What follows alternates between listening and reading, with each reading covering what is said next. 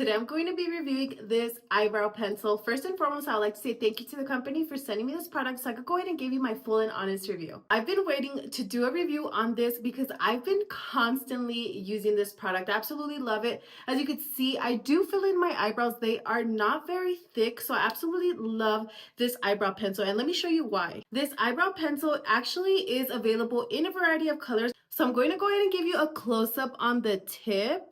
Take a look. It has a fine little bristles, so it's going to definitely help give you that eyebrow, that hair flow look. So let me go ahead and put some right here just so you could see.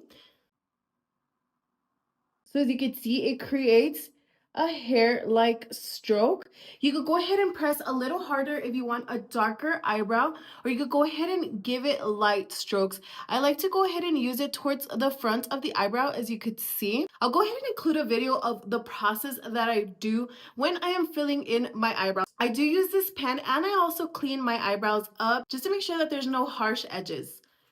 But as you can see, you just simply want to stroke and fill any gaps of hair that you don't have.